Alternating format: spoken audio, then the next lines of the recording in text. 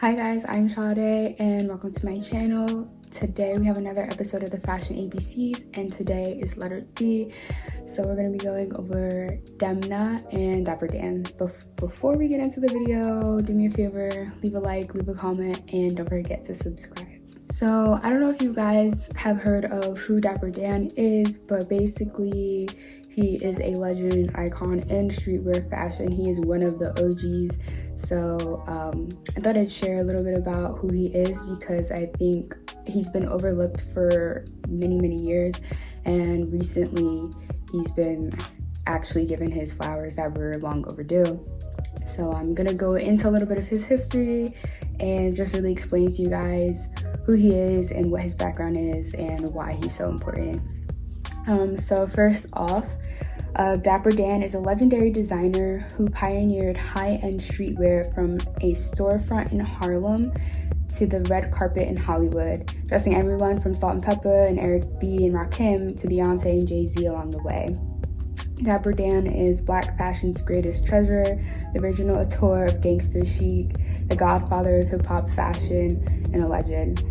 With his now legendary store on 125th Street in Harlem, Dapper Dan pioneered high-end streetwear in the early 1980s, remixing classic luxury brands' logos into his own flamboyant designs. But before reinventing fashion, he was a hungry boy with holes in his shoes, a teen who daringly gambled drug dealers out of their money, a young man in a prison cell who found nourishment in books, and finally, a designer who broke barriers to outfit a who's who of music, sport, and crime world celebrities and looks that went on to define an era. So just from some people, here's what they had to say about him. What Dap did was take what those major fashion labels were doing and made them better. A$AP Ferg, and whose father, Daryl Sr., worked at the boutique in the 80s, he taught them how to use their designs in a much more effective way. Dap curated hip-hop culture, so that's what A$AP Ferg had to say about Dapper Dan. And Steve Stoop, sorry sir, I don't know your last name, but basically what he said is, I think what Dap did, he actually taught an entire generation how to engage with luxury brands. Luxury brands at that point were not for us. They didn't even have sizing for Black people. So every time I walk into Louis Vuitton to buy a pair of sneakers or buy a pair of pants in my size, I know they're only doing it because of Dapper Dan. Now I'm gonna go a little bit into Dapper Dan's history and how he became who he was, who he is, what inspired him, and just his life growing up and how he got to where he is today. So Dapper Dan's last name is Day, so when I say Mr. Day, this is who I'm talking about. It changed my life, Mr. Day said, all of the artwork on the walls. He gestured toward the paintings in his living room. I brought those back with me from Nigeria. I also brought some suits over there. The tailors in Africa were making their version of a westernized American suit. He knew all the boosters, people who shoplifted from department stores, and he bought garments from them and resold them at a profit. He went from selling clothes out of his car to opening the boutique. So after he took a trip to Africa and he was inspired by their art and their fashion there, and then when he came back to America, he used his connections with shoplifters, people that would go into these stores and steal clothes, and that's how he started his fashion business. Mr. Day began selling Andrew Marc leather jackets with possum lining for $800. A Harlem competitor, AJ Lester, was offering the same goods for $1,200, and his representatives demanded that Mr. Schwartz stop supplying the upstart competitor. Mr. Day and Mr. Schwartz considered a compromise, removing the Andrew Marc label from the jackets and sides. Dapper Dan had an epiphany about the importance of brands. The label is everything, he said. The label is the thing the gangster clientele used to let the other gangsters in the street know. You ain't got what I got. The label or logo sets you apart. So the Italians were slowly losing their grip on Harlem, and a lot of young guys were moving in because the price of cocaine began to drop, he said. Drugs were and are a curse on places like Harlem, but they created an economy that allowed my business to thrive. The street guys wanted to look good. Being a former street guy myself, I understood what was going on around me. The boutique often stayed open 7 days a week, 24 hours a day. Dealers took Polaroids of the latest Dapper Dan designs in their wardrobes. Those photos reached street hustlers from Philadelphia to Detroit to Los Angeles. At 2 in the morning, people from as far as Philly were shopping at Dapper Dan. Samir Nazar, the fashion director for Elle magazine, likened Mr. Day's work to that of the innovative hip-hop DJs of the era. Sampling was taking existing music and slicing it to recreate new sounds for original lyrics. Dap was sampling in a way. He was taking existing fabrications and breathing new life and beauty into them. Big Daddy Kane, Eric B. and Rakim, KRS-One, and LL Cool J were among the clients who came for Dapper Dan's unique retrofits of Gucci, Louis Vuitton, Fendi, and MCM. He worked the logos into his leather coats, hats, suits, and even car interiors. The first piece Dapper Dan made was a jacket, which he trimmed with logo-printed canvas garment bags he had purchased from Gucci. The jacket was a hit after a client wore it to a party and everyone wanted to know where it came from, but Dapper Dan met hurdles from the outset. Like his customers, he too was alienated by the overwhelmingly white fashion industry. Recalling his first trip to Louis Vuitton on Fifth Ave, he describes the whole shop tensing up when he walked in. On other occasions, he was prohibited from buying goods from the stores. In 2018, Gucci's cruise show featured a balloon-sleeved mink bomber jacket that showed similarities to Dan's 1989 Louis Vuitton version for Diane Dixon. The garment sparked online outrage over appropriation. Though it dismissed the rumors as homage, Gucci teamed up with Dapper Dan on a capsule collection inspired by his archive, released a limited edition book, Dapper Dan's Harlem, and made Dan the face of the hashtag Gucci tailoring campaign. In 2018, Gucci opened an invitation-only atelier with Dan in a joint venture supplying fabrics for his new creations. Dan's work was also highlighted as part of the MoMA's Items is Fashion Modern exhibit, and he starred in AT&T's short film chronicling street style history alongside A$AP Rocky. So Dapper Dan really had like an all-over career. To summarize Dapper Dan's background, he grew up as a poor kid with barely enough money. He had holes in his shoes, and then he got into stealing and he got into gambling, and he landed himself in jail where he read a lot, as a lot of people do. And when he saw Malcolm X, he was super inspired to really get his life together, and he re-enrolled in college. And through that program that he was at school, it allowed him to go to Africa. I believe he was on a 6-year trip, I think it was. And that's when he came back and implemented some of what he saw, the art and the fashion that he saw in Africa, and decided to make his name known in the fashion world where he was at. And he is like the godfather of streetwear. Without him, it would not be what it is today. I don't think we would have people like Demna. So this is the perfect segue for me to get into Demna. So I'm going to be getting a little bit into Demna, like his background. For those of you that don't know who he is associated with Balenciaga. I'm going to get into that a little bit more, but yes.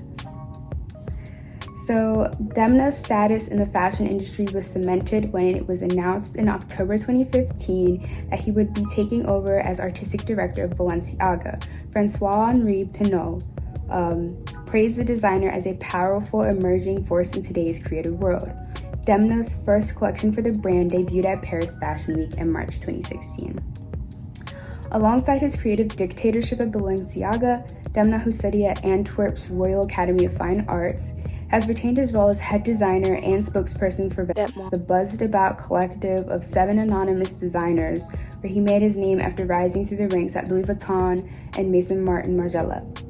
After just 3 seasons, was nominated for LVMH's Young Fashion Designer Prize. The brand quickly found traction with consumers and the industry alike.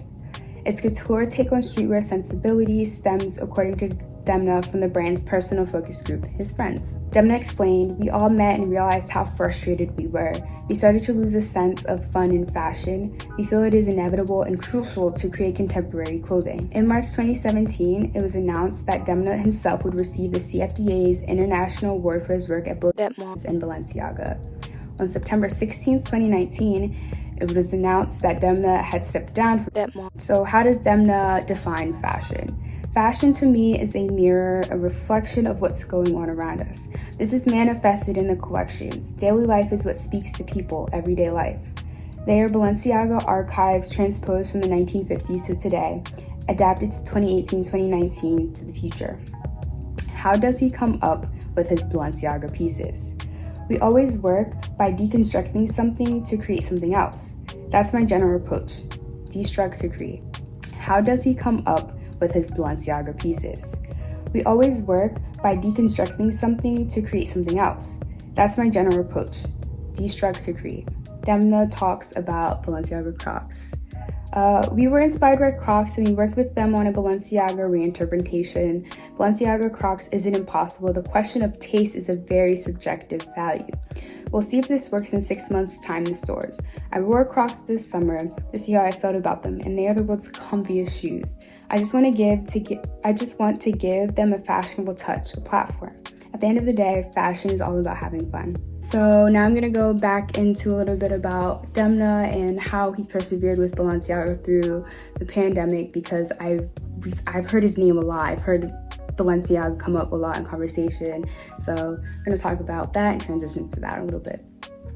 As designers struggled throughout the pandemic to adjust to virtual shows, Balenciaga seized an opportunity to plunge into the metaverse, partnering with Epic Games, the developer behind Fortnite, to create a video game for fall 2021.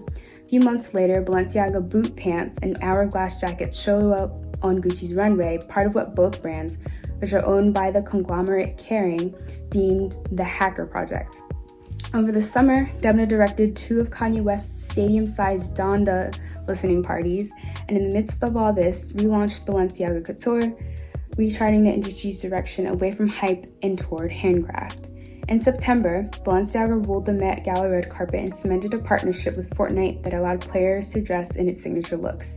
At Paris Fashion Week in September, Balenciaga served up a rare moment of genuine surprise and delight, debuting a 10-minute-long Balenciaga-packed episode of The Simpsons. We are starting. Cheap, Clancy Wigger. So I know some people have their qualms about Demna and not Demna, but Balenciaga. Really, I've heard comments about them making normal clothing at super high prices. They had boxers attached to sweatpants that looked things that you do normally see on a normal level and get criticized for, and now it's this big thing at a fashion house. So some people are a little bit turned off by that, but this is what Demna has to say about that. I'm not interested in anything average, including the average consumer. If someone is personally offended by Crocs, there might be a more serious problem within that person than the design of a shoe. As for those who think they're getting won over by pointing out the absurdity of Balenciaga's multi-$1,000 versions of mass-produced lowbrow objects, everything I do has a reason for it, he says. The trashy prom suit or an unreasonably expensive market bag did not just accidentally slip into my collection without me super consciously putting it there. Do I know that this may not be understood by the average social media critic? Yes, I do. Do I care?